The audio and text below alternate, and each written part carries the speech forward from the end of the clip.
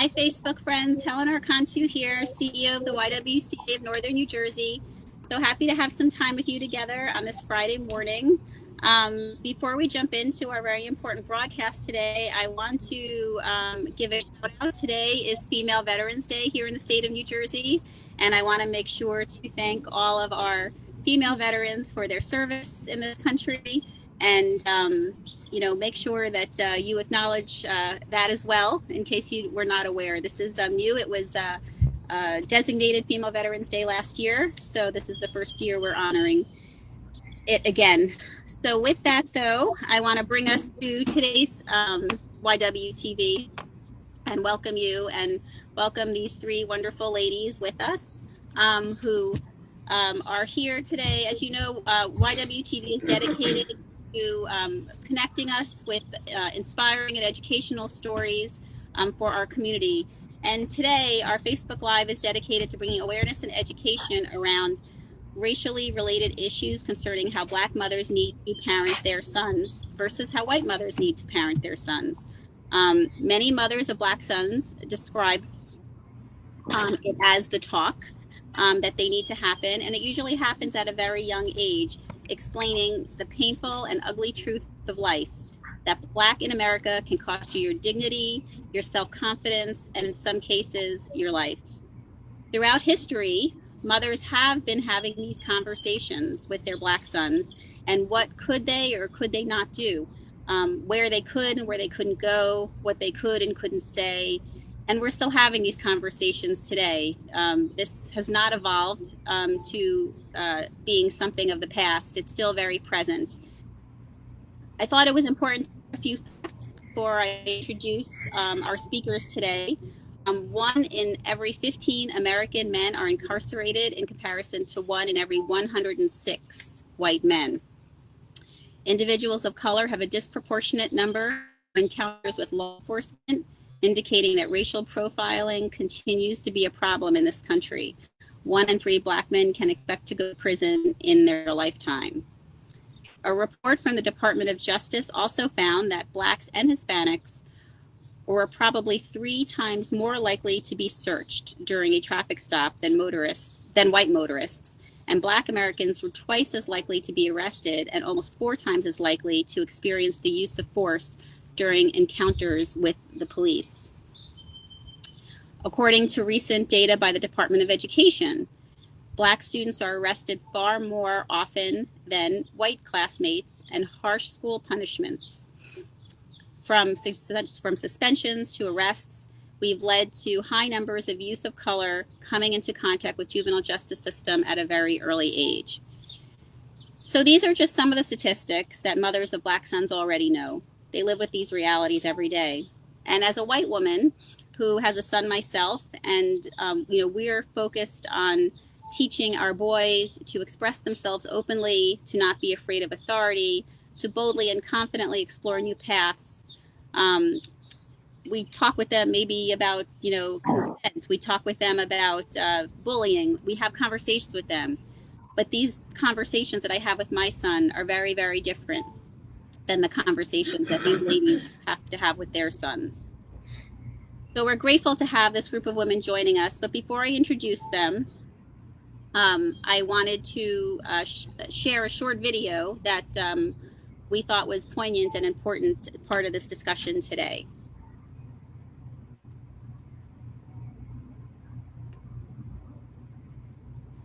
I dare you. Ask yourself, when did my baby become a threat to you? When I cried. When I started to crawl. When I started to speak. When I started to run. When I started to dream. When I laughed for joy. When I played with my toy gun. When I learned to read. When my jeans were too baggy. When I wore a hoodie. When I drove a car. When I left the library late from studying. When I protect my family. When you need jail cells filled. When I'm less than perfect. When I went for a run. When I went to the store. When I fought for your country. When I held my arms and my hands high. When I finally earned my degree. When I loved. with my heart and soul. When I sat enjoying my coffee. When I go for a job interview. When the dictation of my speech was not like yours. When white women become uncomfortable. When I protested the injustice of the cage you built. When I wear a mask to protect you and myself. When I raise my voice. When I move too fast.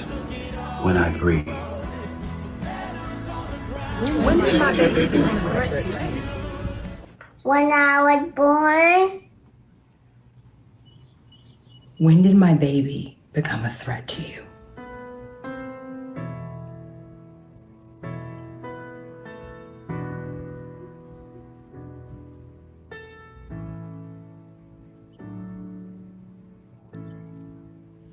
Lift every voice and sing till earth and heaven ring. Bring with the harmonies of liberty.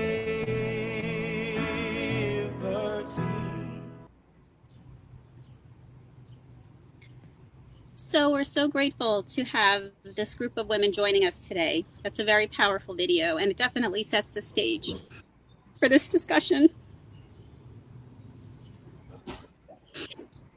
And it's a very personal one, for sure. And we're able to have it today because of the relationship that I have with these three women. Because this is a difficult discussion, and it definitely is one that I'm very grateful for them to opening their lives and their experiences to share with us.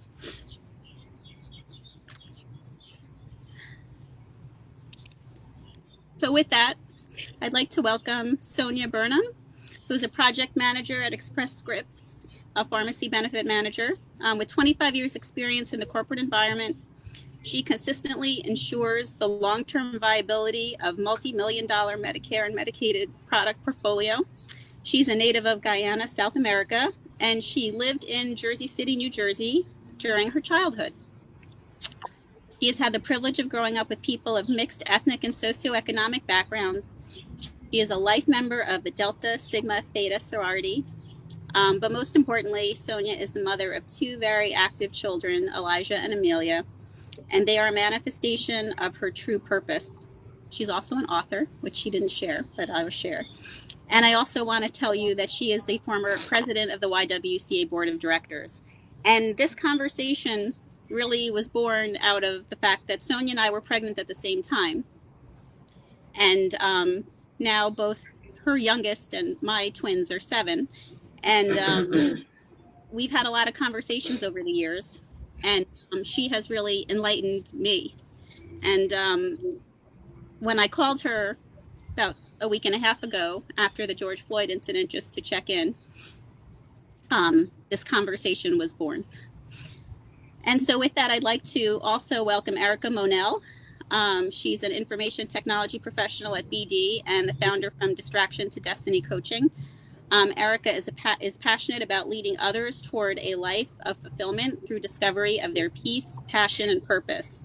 She was born and raised in the Bronx, New York, and her career in corporate America spanned over 20 years and led her to a variety of positions with increasing responsibility. Throughout her professional journey, her passion and her commitment to personal and professional development of women and people of color has remained a constant. She's a proud mother of 2 sons, and she's also a board member of the YWCA. And last but not least, a recent guest on YWTV. We were just talking with her probably less than a week ago about one of her books that she recently put out. Dr. Thorpe is a certified wellness coach, health education specialist, and a dean of the Nathan Weiss Graduate College at Kean University. Dr. Thorpe is the author of Living Beyond the Facade, Inside the Health and Wealth Practices of Americans of African Descent, and often speaks on the topics of health and wealth in diverse families. She and her husband also recently launched a podcast, Beyond the Facade, with the mission of strengthening our health, building our wealth, and cultivating intergenerational legacy through the power of community. Dr. Thorpe is the mother of 2 children, and she also is a board member of the YWCA. So I thank all of you who are watching today and joining us. You know, I think it's important for us all to be open to really listening to this important discussion. And really, I think a good place to start is where that video left us, which obviously is a really tough one for us all to watch, but for different reasons, obviously, for each of us. So can you ladies tell me, when did you first have the talk with your sons?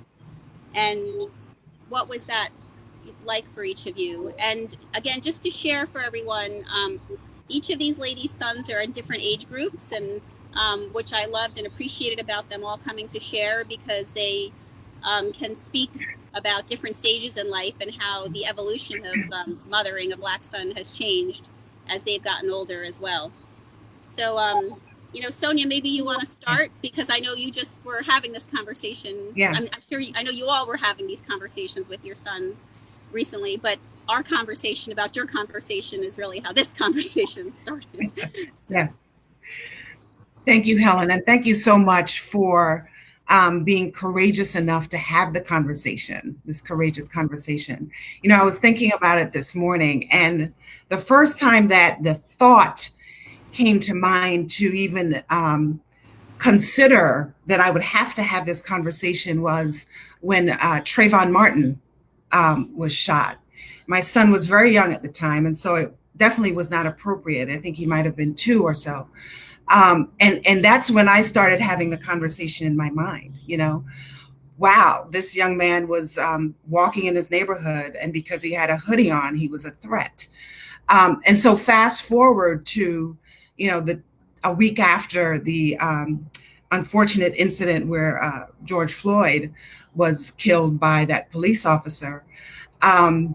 I knew that even though my son is currently 9, he'll be 10 in November, that I had to have a very open conversation. And you have that, you know, that back and forth in your mind to determine if they're too young, will they get it? So I actually, you know, after kind of going through a series of, you know, checks and balances in my head, determined that I needed to show him the video and show him real life. And I went through this agenda in my head. Okay, do I need to give him a history on marching and, you know, police brutality and what's going on? And so I opened it up, I showed him the video, and I asked him if he had any questions. And he was kind of, you know, very nonchalant, and it troubled me. I wondered, okay, have I not been sharing enough information along the way? But he's 9, and the reality is, my son loves people, and that's really how I'm raising him, to really appreciate and love people. But at the same time, understand the reality of who he is and what society sees him as.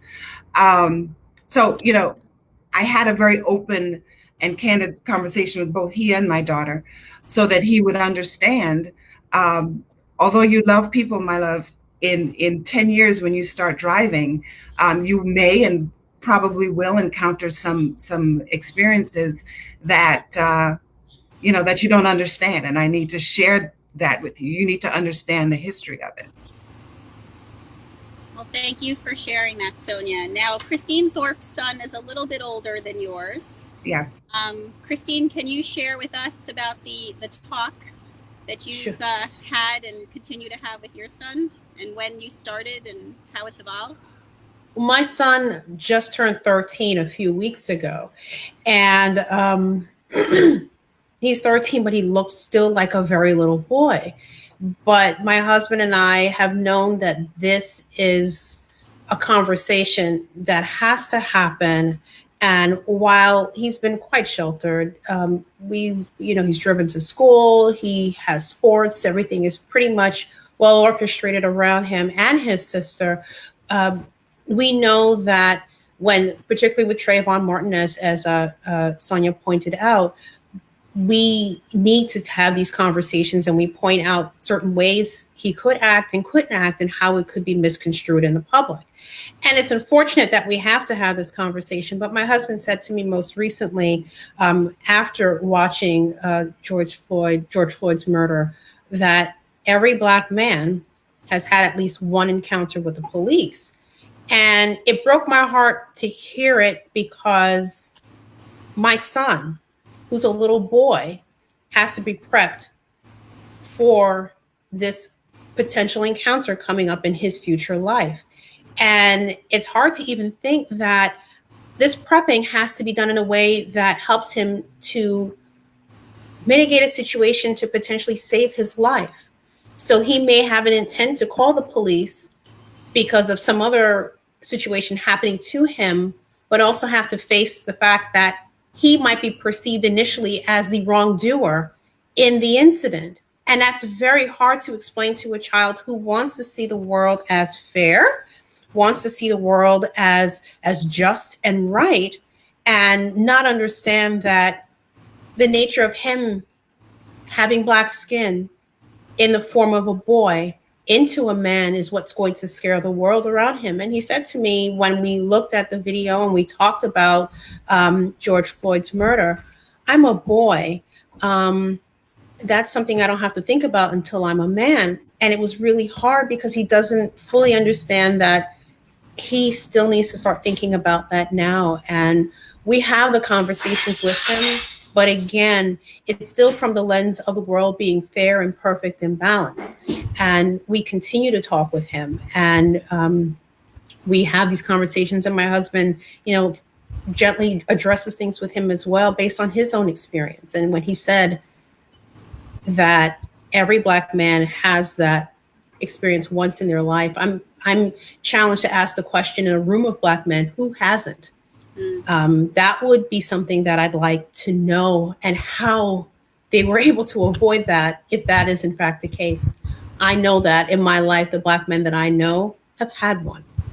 And to know that that's the reality to face is one that should shock everyone, because Black men aren't bad men. It's the perception that is put on them that people then act a certain way around them and then criminalize them for their existence. Yeah, and I'd like the white women and white mothers watching this show to just take a moment and just think about the privilege that we have raising our white sons, that they get to stay little boys and get to stay innocent from all of this at for much more of their childhood than these ladies' sons have had the opportunity to do. And it really is something that, we may not think about because it's not our experience. But that's really why I wanted to have this conversation today, because of my friendships with Black women in my life and Black mothers in my life, I'm very aware of this difference in parenting and these different conversations. And I'm also aware from speaking to some of my white friends that they're not aware of this difference. And I think it's important, because this is how we can stand up for our Black sisters, is, support them and, and understand that there is a difference. There is a difference here. So let's take a moment to talk to Erika. Erika, you have two sons. I'm going to bring her on the screen. Thank you for sharing, Christine. So Erika, you have two sons, and your oldest is 20. So he's in that man space. So talk to us a little bit about when you started these conversations, and when you started them, and when, how they changed over the years. So first of all, I want to echo Sonia's thanks, Helen, to you and the team for doing this. I know that the YW has been a longtime supporter of people of color and women and underrepresented groups. And so I appreciate the opportunity to do this. I think that the reason why that video, first of all, hit me so hard, not just because I'm a mother of two Black sons, but because my oldest son is 20. And he is seen as a man, even though I don't see him that way.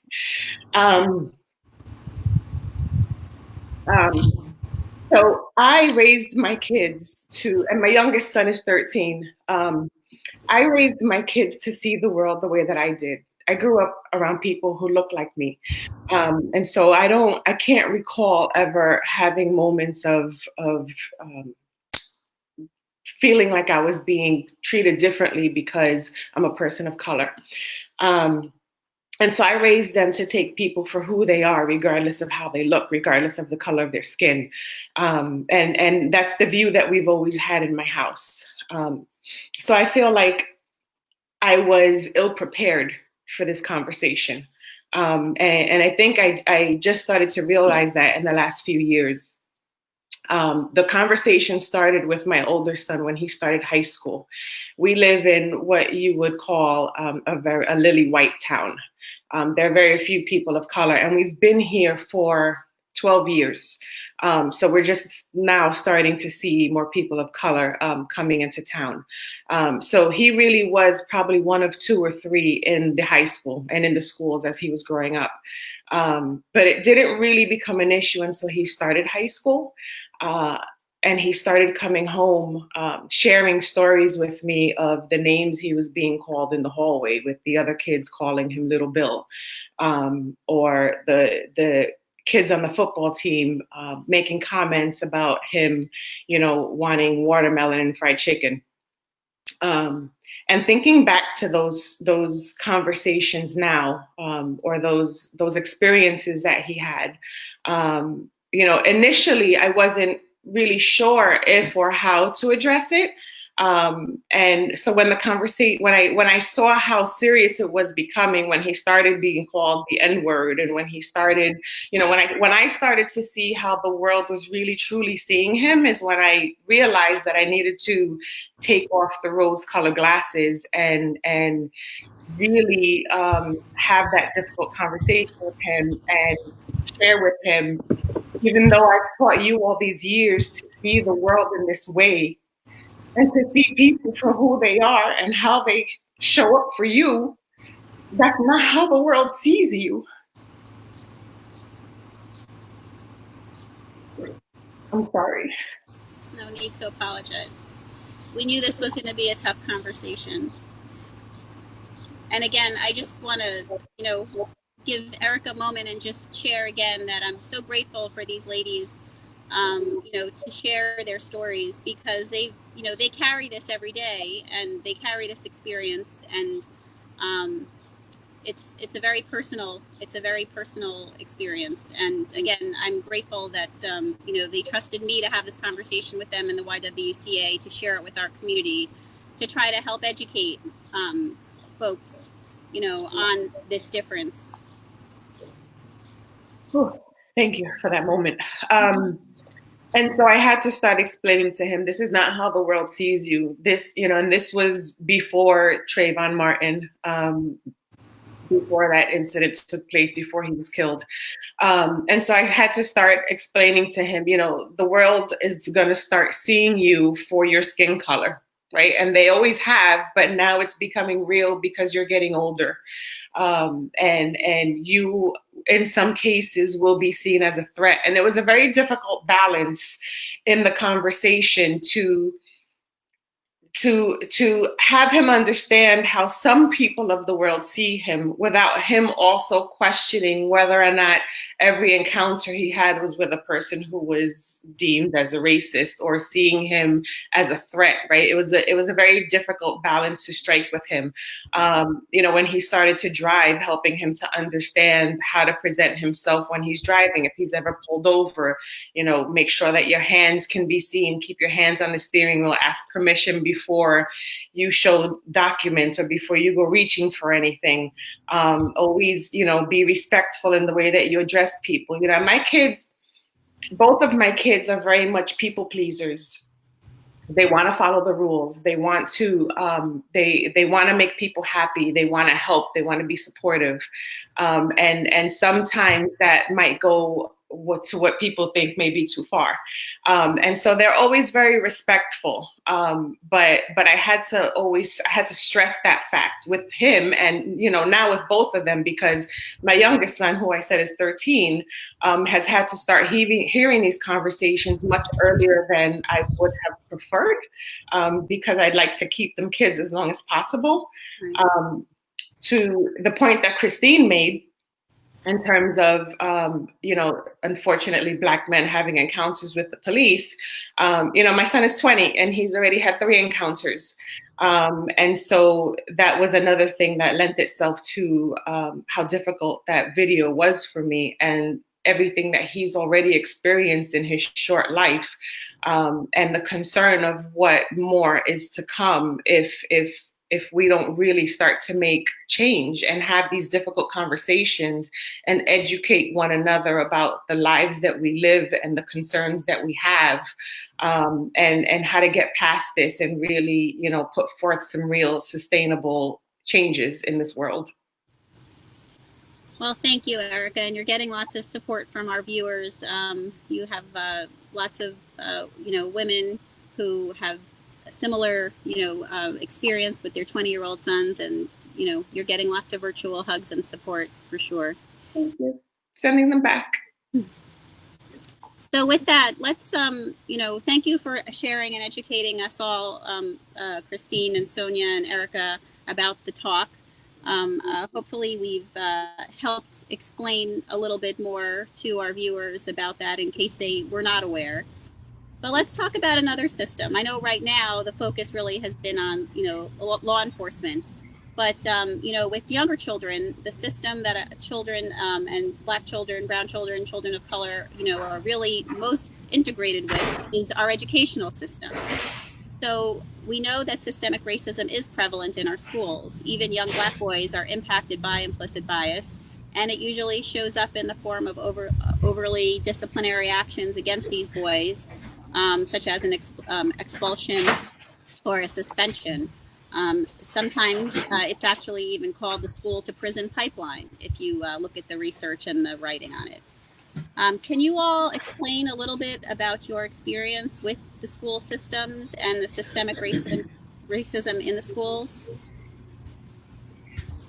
So if I may, and I guess it makes sense to do it in this order, right? And I have to be completely transparent here. There's no playbook when they hand you this baby in the hospital, right? Black, white, Latino, Asian. There's no playbook that you get. And so you go through, okay, I want the best for this child. I want them to have the best education I can possibly afford, best housing. I want to put them in sports and activities so they're well-rounded. So you as a Black mother, you take them to school and you do everything that you think you're supposed to do in terms of their behavior and ensuring they listen and they do their schoolwork and so on and so forth. So when you're called to the classroom, or the teacher calls you and they're like, your son is not behaving, of course you panic. You're like, well, what's going on? What am I doing wrong? Right? I don't know what am I doing wrong? I make sure he does his homework and I teach him manners and so on. So you're called to the classroom and you're told that your child isn't behaving. And the first thing you do, of course, because the teacher is an authority, right? You try to have that conversation with your child. Sometimes maybe you push them and you're a little, you discipline them. And then I sat back, right? I recently saw a YouTube video which talked about this systemic racism in classroom and education of Black boys. And there was a study, I don't know how official it was, I didn't do any research, that talked about an experiment that occurred where educators of different races were brought into a room and they were asked to observe 4 children, boy, girl, Black, white, right, of each. And they were asked to observe the behavior of the child to determine if the child was not behaving properly. But what the experiment really did was to determine the eye contact and see how the educator was really focusing on whichever child. And in most cases, right, Black and white, the educators, they were all focusing on the Black boy. And that, and along with some other research, I just kind of recalled some of the conversations that I've had with teachers. My son is now in the 4th grade with teachers. And I really started to wonder, well, was my son really acting out, right? Because he wasn't throwing over desks. He wasn't, being overtly disrespectful.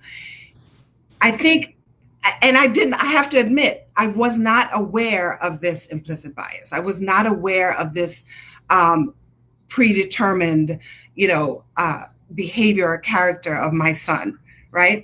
And as I started to research and I recall some of the experiences and exchanges, I realized that that's what it was, right? He wasn't doing anything any other boy at that age, first grade, second grade, third grade.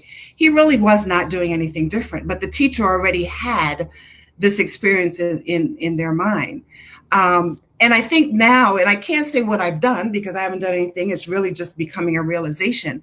But I think now it helped me to have conversations with their teachers, right? And even if I'm so bold, even share some of these if they haven't done that training, so that they can understand, this is not something that my son is doing purposefully. He's not acting out, he's not a bad child, but I need you to understand some of your thinking, this has really been an eye-opener for me, but I'm interested to see how Erika and Christine have dealt with it.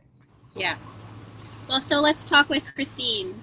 And obviously you raise very key points about importance of bias training, being across the board in every one of our systems for sure, but, ongoing. And then when, in every field, but, whether it's law enforcement or education, and when we identify staff that we have concerns with, that we work very closely with them or move them out of positions of power and control for sure. Yeah.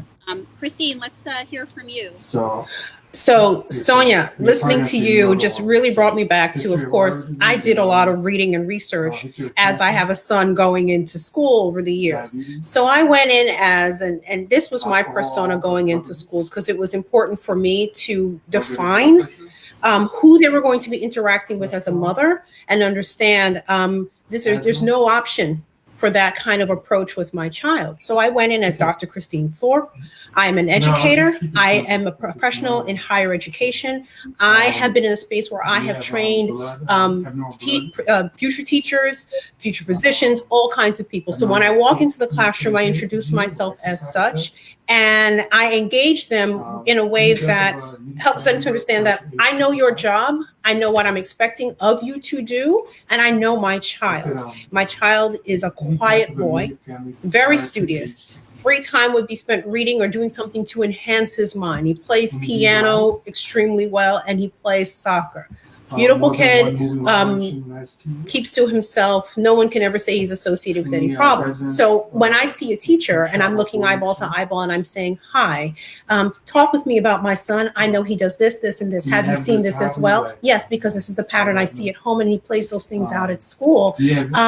My engagement and my desire to really build a relationship with them in a way that helps them to understand that I'm watching very closely seem to give a different response to me from those teachers. And I solicited that because I wanted them to know that I'm not whatever stereotype parents you think I am with my children. I am very present, very aware. I work, I'm doing all kinds of stuff. Helen, I'm everywhere doing all kinds of things. But when it comes to my children, I draw a line and I'm there. There is never anything that keeps me away if there's any call or concern. And for my son, I haven't had any of those, but I'm always present and I will call everyone by name. I will send an email of resources of information that I've come across because I run academic departments that deal with education on the K-12 level. And I'll say, maybe this is something you can consider. If you need a talking group about, I can help you arrange that. So I put myself in a position where I cannot be invisible. It's important that the visibility is there so they understand that we're as committed as every other parent is to their child. And sometimes, I know, Erika, you probably have a piece to share on your presence with your sons as well, because even in doing so, I know, sorry, Helen, I took a lead in the conversation. I didn't mean to take the mic that way, but go ahead, Erika. It was very important, and I'm glad you shared it. It was very important. I'm sure that other Black mothers listening, and I can see from the comments can appreciate and, reinforce everything you're saying. So I'm grateful that you shared it and hopefully are helping others in the process. Erika, so as we said, you're a little further along, in the education system and in different systems also. Tell us a little bit about your experience. I wish I had Christine in my life years ago. But we'll talk later, Christine. What I will say is, first of all, I am very blessed and grateful for the teachers that my oldest son did have in elementary and part of middle school. We moved to the town that we live in because we wanted to be in a place that offered, a higher level of education.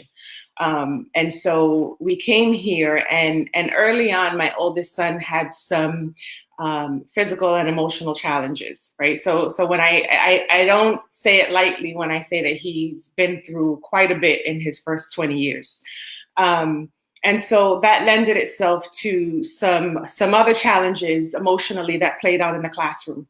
And as I think back, and as I was listening to Sonya and Christine speak, and I think back to the teachers that he had along the way and that my youngest son has had along the way, I'm very grateful that they all leaned in and wrapped their arms around him and were all very willing and available to support us in the challenges that he was facing.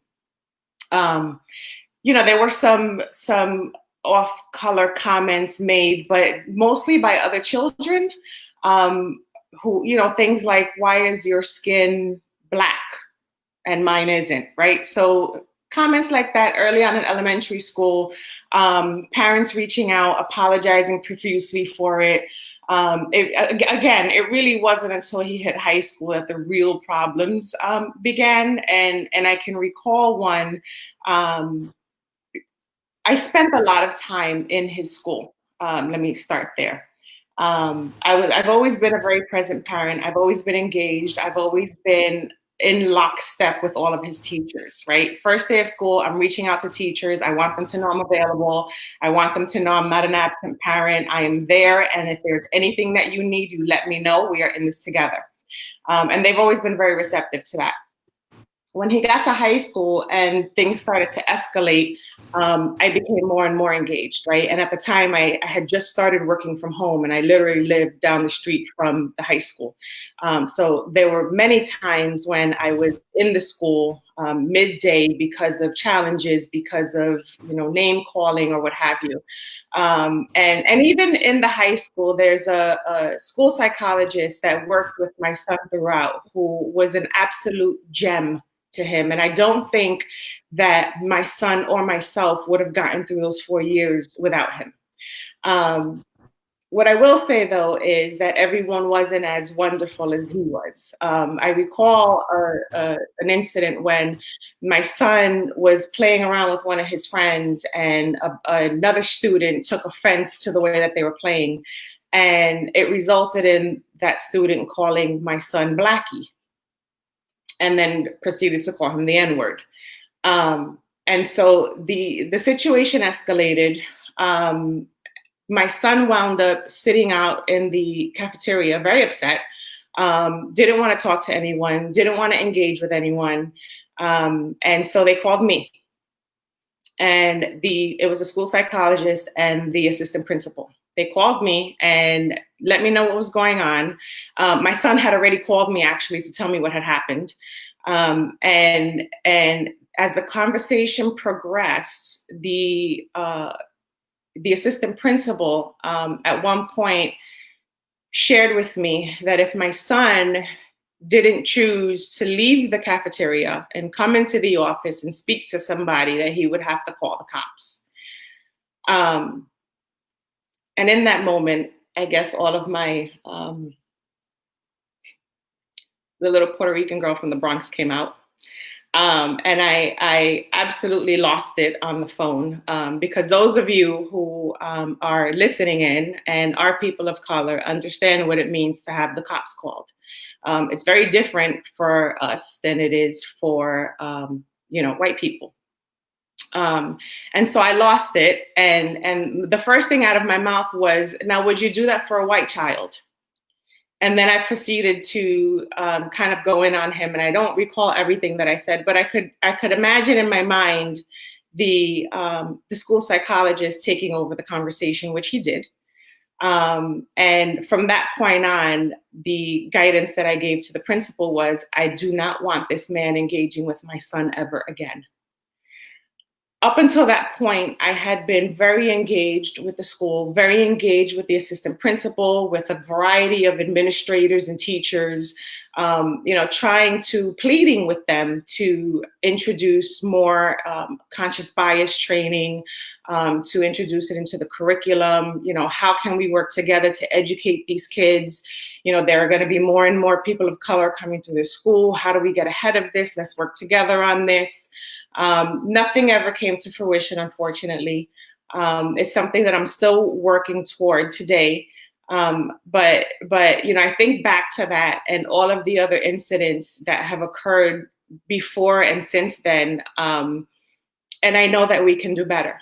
I know that as a community, the community that I live in, the state of New Jersey, this country, I know that we can do better. And like I said earlier, it's really just about having these difficult conversations and educating people about who we really are and why our kids are really not a threat. Take people for who they are, take people for how they show up, rather than, making judgments based on what you think you see. Did we lose? Are you there? Uh-oh. I just want to address something that both of you said. I guess when it comes to my profession and my children, I'm arrogant. Because I feel that if I can live in this neighborhood and I can speak to you with diction and I can have a conversation with you and I understand what you're saying to me, that I don't need to have to explain to you how to take care of my son. And I guess that's arrogant, right? And I thank you all for, sharing with me that it's unfortunate that we have to go above and beyond and sharing resources, and we're paying taxes if you're going to public school, or you're paying a tuition if you're going to private school. And why is it that the public school, those who are responsible for the administration of these schools, why is it that I should have to bring you information? Mm-hmm. And I think that was the mindset that I had. Yeah. And so, if I remember when I was enrolling my son in first grade, we just moved to a neighborhood and the homes were higher end. And when I was enrolling him and I had to take the documentation, now I knew exactly what was needed, but I forgot the residence, the proof of residency. I just forgot it at home. And the school secretary asked me if I had my rental agreement, because she assumed that I just could not afford to purchase a home in this neighborhood. And so what I made sure I brought back was a document that showed not only that we owned it, but how much we put down. And I guess that was my very passive way of it, because I don't want to be that mother. I didn't want to be deemed as that mother because I didn't want my child to then be, tagged, right? Mm-hmm, mm-hmm. But guess what? He was tagged anyway, right? One way or another, it was going to be a tagging. I think that's we go into it knowing one way or another there's going to be a tagging, but they need to also know who they're attached to as a parent, that this is not a parent that's going to look the other way or be clueless as to what's happening. And when you mention arrogant, I guess from us it's perceived as arrogant. From others it's not perceived as arrogant. It's the way. It's the entitlement and the privilege of what it means to pay taxes in a particular school system or tuition, and that's what you get. And for us to do it, it's perceived as arrogant. And we in our conversations talked about Amy Cooper and the idea of privilege Right. and being entitled to say whatever. And she knew she had that. Yeah. Right. We did not have to put it in the space of arrogance for us, but others see it as such. And then that's when we get labeled as what? And that's a different part of the conversation that ultimately, again, impacts our children. But we must demand it. And we have every right to walk into that space with everyone else, with a smile on our face if we so choose. Absolutely. Say, please and thank you. It's expected. Exactly. And so the thing about tagging, there is some benefit to tagging, I will say, right? So there were incidents in middle school where, they've seen the full me come out, right? They've seen the full Erika. They've seen that I'm going to be present. They've seen that when things start to escalate, that I'm going to escalate and that I'm going to bring people in that I know people, right? And that I'm going to bring people in to support me. And so as a result of them understanding that when it comes to my kids, you need to reach me first and I will be there rather than you engaging with him because I want to discipline my child because I'm not sure that you know how to properly. And so you need to engage me early on, right? As a result of me being that engaged and them seeing the full me, when my youngest son has come through the middle school and he's graduating this year, there was an incident where a young boy started to call him names based on his race, and the whole thing started all over again. And before my son even got home that afternoon, the principal was calling me. And he said, Ms. Monell, I just want to let you know, here's what happened, here's what we're doing, here's how it played out, here's who we've talked to, and here's how we're handling it. Do you have any questions? And I just had to chuckle because I said, I'm so grateful that you know me well enough to know that you need to reach me before my son does. Because if he had reached me first, I would have been in the school immediately. So thank you for reaching out to me. Yeah. And thank you for being proactive because you know who you're dealing with. You have to let them know up front.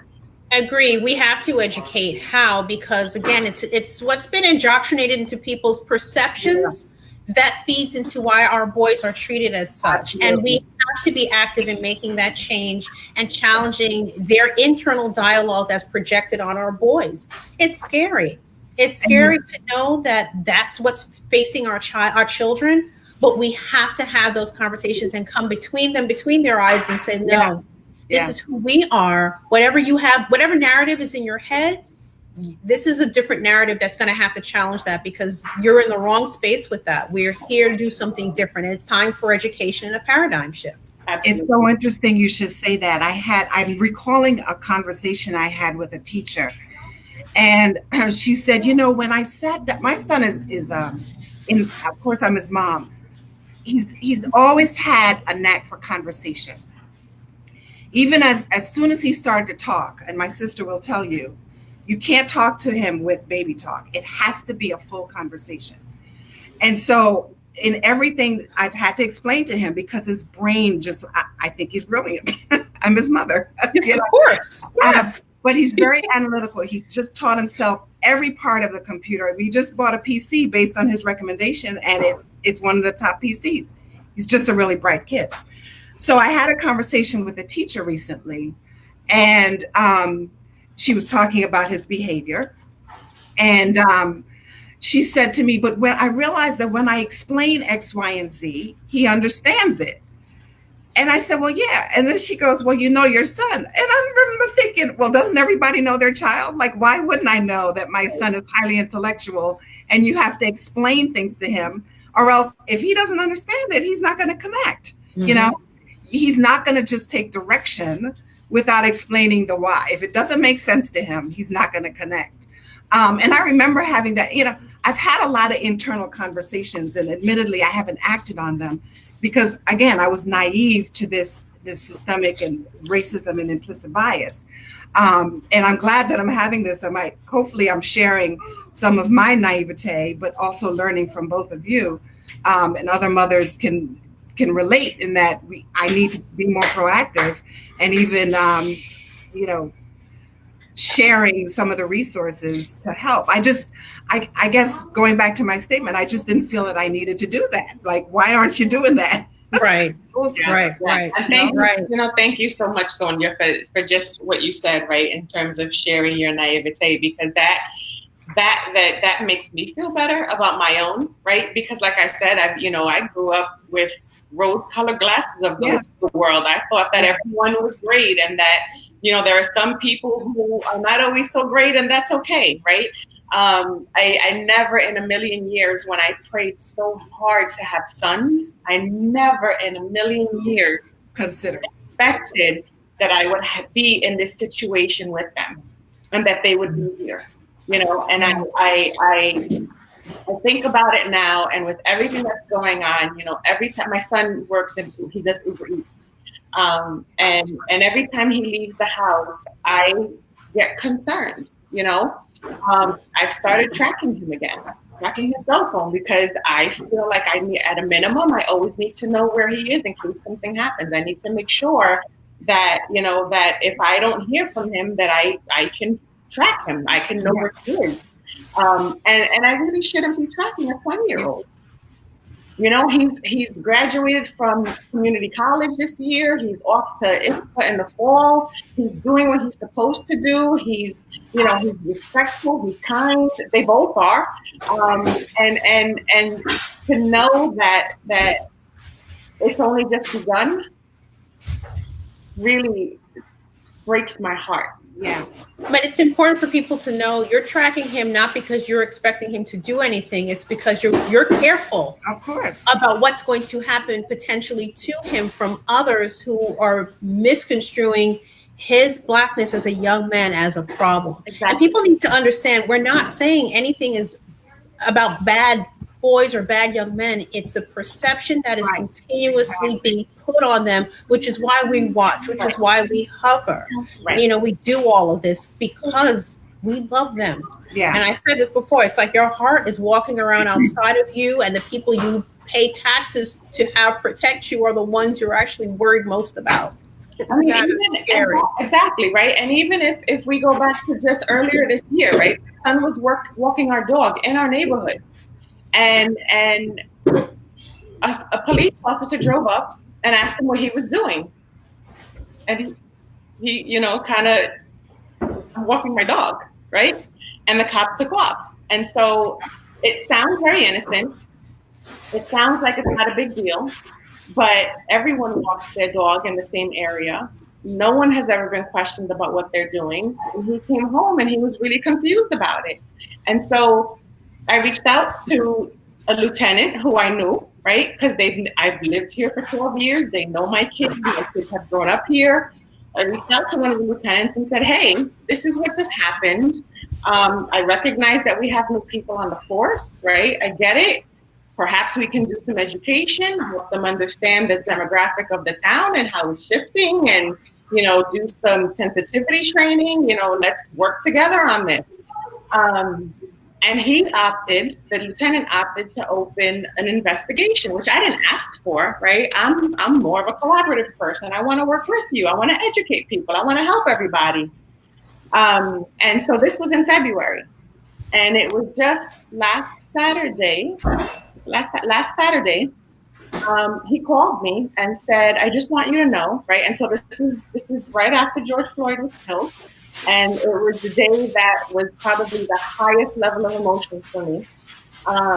And he called me and said, I just want you to know we're closing the investigation, right? How many months is that? 4 months later. And we didn't find anything to support that this even happened. In fact, I don't think it really did happen. And I said, because he would make that up. Are you calling my son a liar? Are you saying why would he make something like this up? And I said, well, what makes you think that this didn't happen? Well, we have surveillance in the area. What? But, I'm sorry. And then he proceeded, because as I replayed this in my mind several times, I start to gather bits and pieces of the conversation. He then proceeded to share with me the consequences of filing an incorrect report, or whatever it is, right? A false report. And I lost my mind. How dare you? I came to you to collaborate. I came to you asking for help and support. I didn't come to you to open an investigation. I didn't come to you to get anybody in trouble. I came to you asking for help. And this is how we turn it around. By the way, the mayor was copying on all of my emails, and I still have heard nothing from him. You know, so it's just another example of what our kids have to face, right? What our young boys have to face, and they should not have to deal with situations like this, ever. Well, Erika, you know, you're mentioning false report, right? And so that's making me think of the Amy Cooper case. And, you know, just want to raise it. And also, again, thank you all for all your sharing. I know this is deep for you, and it's clearly resonating for those watching as well. But obviously, we are in a society that judges us by the color of our skin. And we know the situation that recently happened in Central Park. Tell us a little bit about your fears about your sons and their daily interactions with the community, which is, you know, really what we're talking about, right? With that you came across, you know, with your son walking your family dog and the experience. Yeah, so I'll say my son started dating probably 4, maybe more years ago. Who knows, right? Because we as mothers don't know everything. He largely dates white women, right? White young ladies. And from very early on, because I'm raising boys, right? From very early on, the conversation started with no means no. When somebody says no, it's no, right? And it was very general. If your brother says stop, you stop, right? It was across the board. No means no. As he's gotten older and started to engage more, we've had to have a different conversation, right? The conversation now had to become more pointed. Right? When you're with a group of people, these are the things that you need to understand. You're not going to be seen the way everybody else is, right? I get that these are your friends. I get that these are the people that you grew up with. I get that you love them and they love you, but you have to understand that if you all get in trouble for something, the way that they see you and the consequences that the others get are going to be different. So you have to be really smart and think ahead as to what situations you're going to allow yourself to be in, right? At one point, post 18 years old, he started dating a younger girl who was 17. And I said, listen, this is a different conversation now, right? Because now you can go to jail for statutory rape and you can be labeled as a sex offender. You have to be mindful of these things. And his response was, oh, it's okay, her dad's a cop. He loves me. And I was like, oh, the father's a cop. That's a whole nother dynamic, right? That we now need to address. So the layers, just peeling, it's like an onion, peeling back the onion and all the new experiences that we never saw coming, right? Every day is a new and different experience that we have to address in a variety of different ways. Yeah. So I'll speak to it this way. Last year, I think it was last academic year, my son did a project in one of his classes on Emmett Till. And for those of you who don't know, Emmett Till was a 14-year-old boy from, I believe, the Chicago area who went down south for the summer visiting with relatives and apparently whistled at a white woman. And that whistle to a white woman or some kind of acknowledgement to a white woman turned into him being kidnapped in the middle of the night by this woman's brothers and disgracefully and disgustingly, brutally murdered. And the way his body was mangled and treated was photographed and put on the front page of newspapers for people to see what the brutality was done to a 14-year-old boy by grown men who took justice in their hands of what they thought was justice, when it turns out he was just a little boy and there was no harm done. But in the South during that time, that was seen as a major offense.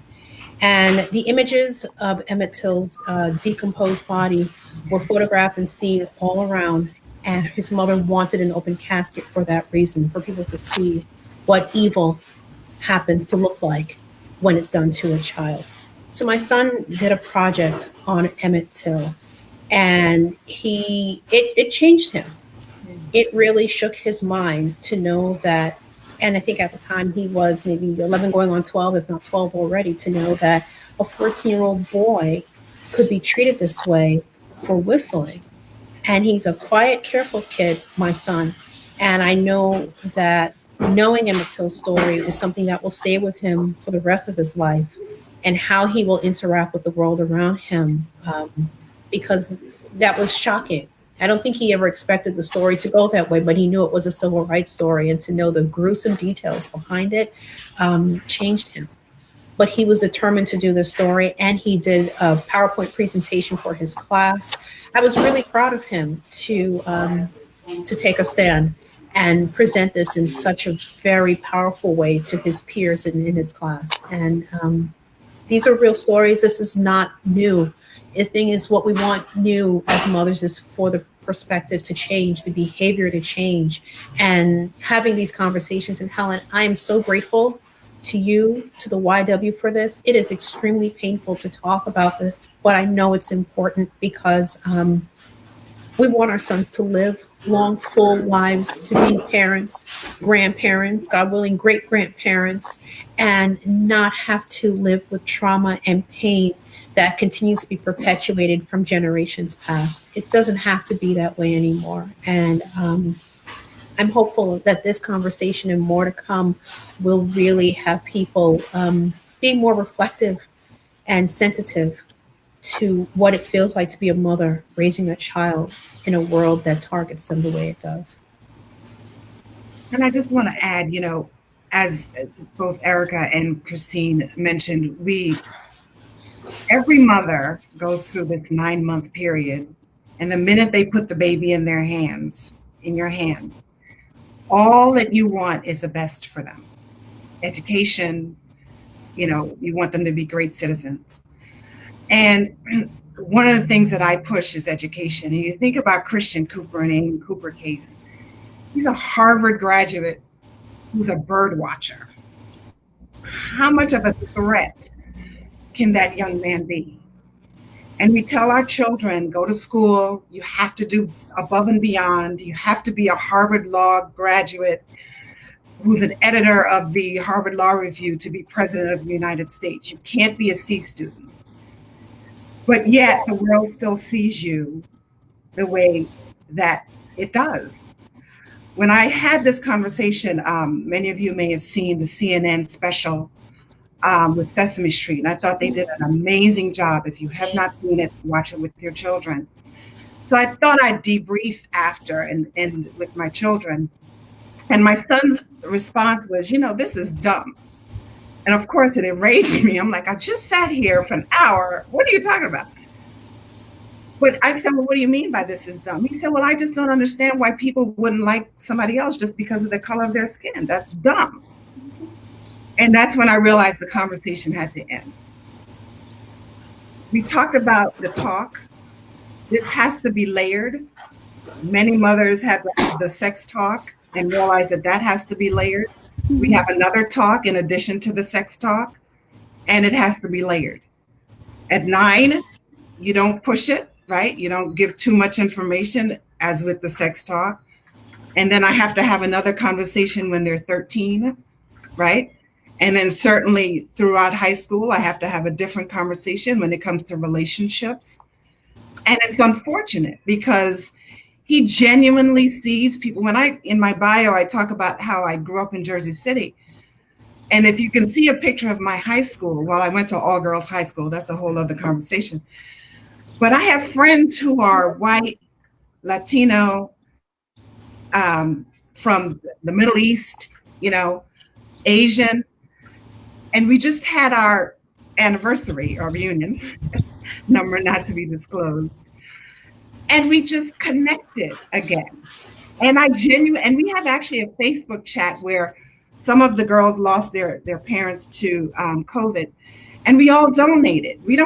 We're friends. And that's the way I raise my children. We're friends. Helen and I have genuine conversations. We're friends, and it breaks my heart. I've really been troubled in knowing that I have to have this, and I really don't want to gather his innocence at 9 and 10. I don't. I want him to love the people that he loves because it's authentic. But the reality is, and it's a harsh reality, that, you know,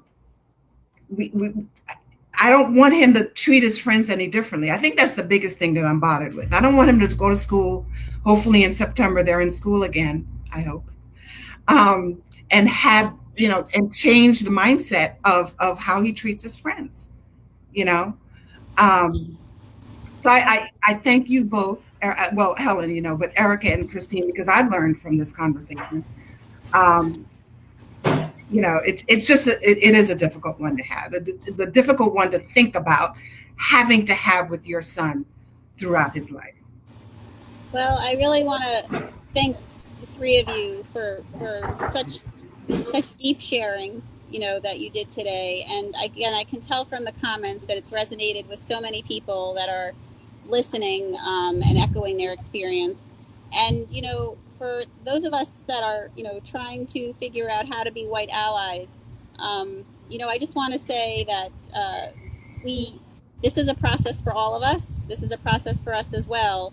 And it's a learning process. And conversations like this, having true, genuine conversations like this to broaden our understanding and can help us in situations. So, for example, when we're in a school situation and a Black or brown mother is dealing with something with her child, and we know that if it was our son, a white boy, it would be handled differently, we should stand up and say something. We should make sure that the school knows that we're aware that this was handled differently, to give support for that Black mother. That's really the only way that we can really make a difference. Someone made a comment about the youth. The youth is definitely where the hope is for all of us. I know that that's the case. I encourage you all to stay connected to the YWCA. We have a resource page on our website that we have been compiling and adding resources. Sonya, Christine, and Erika suggested some yesterday when we were doing our pre-meeting also that we'd added. We will put the link to that website page in the comments. So whether you're a Black mama or whether you're a white mama who wants to be an ally, there's something there for you. And we encourage you to watch. We have a whole series of programs that we will be rolling out. This is the YWCA's work every day, but we will continue rolling out programs right now that are very focused on the discussions that need to be had right now. And we started with the mothers for a reason. I should say for two reasons. One, because I believe anyone who watched the George Floyd murder video, hearing him call out for his mother, and, you know, summoned all of us to stand up. And so we also know, you know, that, and, you know, Sonya said this yesterday when we were talking, our relationship with our children is different. That's not to negate their relationship, you know, with their fathers, but it's a different bond for sure. And we, as women, you know, we can bond our children together and bond our communities together and keep these conversations going. And this is just the first conversation. We will continue roundtables of mom to moms and having discussions around these difficult topics. And again, my real gratitude to these ladies for sharing their stories, and to everyone who's watching and sharing their comments, and everyone who's jumped on. I encourage you to share this feed, this conversation with the people in your life. Maybe someone couldn't watch it right now because their life didn't allow them to be on Facebook at noon, you know, to see this. But this will remain on our Facebook page, and you can share it with your community. Again, part of the way we're really going to make change is multifaceted. The protests are important. Education is important. You know, there's lots of pieces to all of this, and we all have to do our part. For years, I've been standing up and saying, you know, that in order for women to have equality, white males have to stand up with us for that to happen. Well, for all of us that are white and non-Black in our community, in order for us to create a safe and just environment and equal for all, we have to stand up now too. So with that, we encourage you to stay connected to us. We will be announcing our other programs as they come along, and we are having a support Martin Luther King Committee to showcase the Juneteenth celebration for our community this year as well. So we encourage you to stay tuned for that. It will be on June 20th from 10 a.m. to 11 a.m. here on Facebook Live on YWTV.